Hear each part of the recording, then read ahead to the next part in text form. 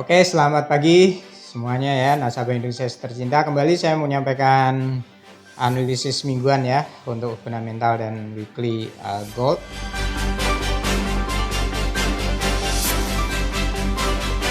Kalau kita tinjau dari fundamental untuk minggu kemarin tidak terlalu banyak data yang dirilis, konsentrasi hanya pada data hari Selasa ya, yaitu retail sales. Nah, di mana retail sales ini untuk retail sales bulan Oktober ini mengalami peningkatan cukup tajam, yaitu 1,7% di atas konsensus ya, dengan kenaikan hanya sebesar 1,4%. Di mana ini memberikan dorongan ekonomi Amerika tentunya untuk kuartal keempat nantinya, dan mendorong penguatan dolar ke level tertinggi selama 16 bulan. Nah, tentunya ini harusnya juga memberikan sentimen yang sedikit negatif terhadap emas itu sendiri. Nah, makanya kalau kita lihat dari sisi penguatan, ini emas mulai agak ketahan ya penguatannya minggu kemarin. Nanti kita bisa kaji juga dari sisi teknikalnya. Nah, untuk minggu ini fundamental tertuju dari Amerika ya, terutama untuk perkembangan dolar. Ini data di hari Rabu karena akan ada banyak data yang dirilis hari itu. Hari Selasanya ada PMI untuk sektor manufaktur dan jasa. Sementara untuk Rabu itu ada data GDP kuartalan, di mana dengan seperti tadi saya sampaikan bahwa retail sales-nya cukup bagus di atas konsensus, tentunya ini bisa memicu peningkatan ekonomi di kuartal keempat itu sendiri. Nah, di sisi lain, klaim pengangguran ini juga sudah stabil di area pra-pandemi, sebelum pandemi. Nah, tentunya ini bisa memicu kajian lagi bagi The Fed untuk manage meeting minggu ini di hari Rabu.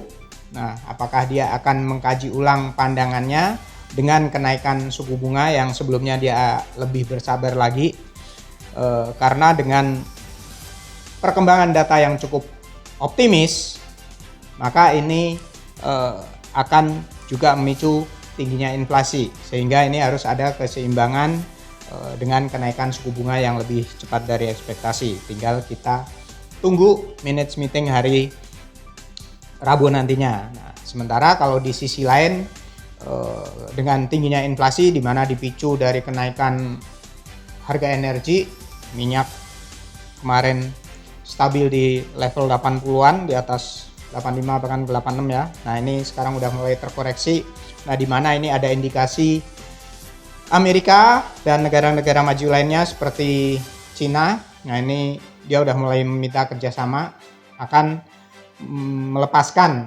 cadangan minyak strategis tentunya untuk meredam kenaikan harga energi saat ini. Nah, untuk Jepang memang masih belum, dari info terakhir masih belum memberikan indikasi pelepasan cadangan minyak mentahnya.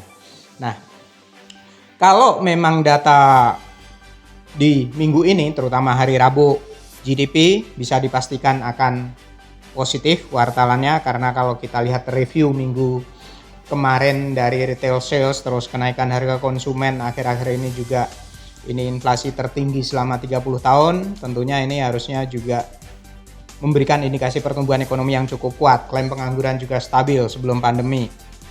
Nah, kita tinggal tunggu kalau memang manage meeting atau risalah The Fed dari meeting terakhir akan memberikan indikasi kenaikan suku bunga yang lebih cepat dari ekspektasi, ini akan memicu koreksi terhadap gold tentunya. Karena ini dolar juga masih tetap di level tertinggi selama 16 bulan. Nah, itu. Oke.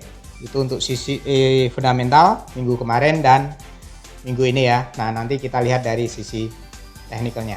Oke ya, thank you.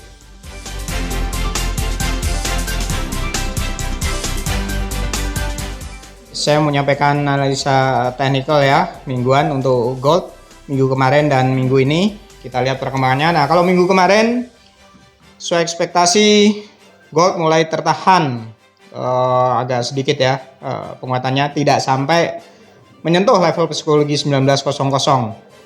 Untuk range-nya juga terlihat cukup sempit. tertingginya di 1870-an, 1877, dan untuk terendahnya di running terakhir di 1849.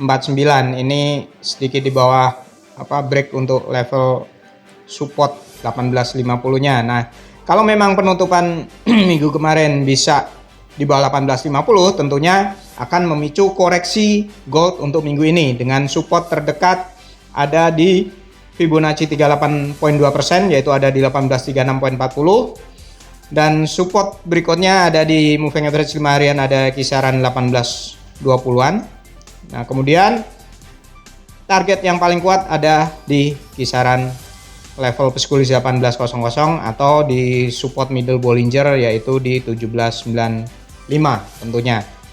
Karena minggu ini ada beberapa faktor fundamental di hari Rabu yang cukup signifikan pengaruhnya, yaitu pertumbuhan ekonomi Amerika, klaim pengangguran, dan juga manage meeting The Fed yang terakhir, di mana kita tinjau dengan bagusnya data-data ekonomi terakhir sebelumnya akhir-akhir ini tentunya bisa memicu kenaikan suku bunga lebih cepat dari ekspektasi, dan itu bisa memperkuat dolar lebih lanjut dan akan memicu koreksi buat emas karena kenaikan suku bunga tentunya bisa meredam inflasi. Nah, karena kalau kita lihat dari sisi daily-nya juga udah confirm memang sudah stokastiknya sudah overbought dan mengarah turun, dan ini untuk tren secara weekly-nya 1-2 mingguan, ini yang 1 minggu 5 harian sudah mulai menekuk ke bawah akan memotong moving average 10 harian. Dan kalau kita kaji untuk indeks dolar, nah ini indeks dolar trennya masih cukup kuat setelah minggu kemarin sempat menyentuh level tertinggi ada di kisaran 96.24. Nah, ini bisa mengarah ke kenaikan lebih lanjut lagi jika memang kebijakan The Fed hari Rabu nanti bisa memicu perubahan kenaikan suku bunga yang lebih cepat dari ekspektasi sebelumnya, yaitu di pertengahan 2022. Nah, oke. Para investor semuanya, demikian informasi atau analisa teknikal untuk gold mingguan, baik minggu kemarin dan minggu ini yang bisa saya sampaikan. Mudah-mudahan informasi setiap minggu yang saya sampaikan bisa bermanfaat untuk acuan transaksi bagi pelaku pasar semua, juga bagi investor induk sukses semuanya, ya, bisa memaksimalkan setiap momen tentunya. Oke, salam profit, thank you semua.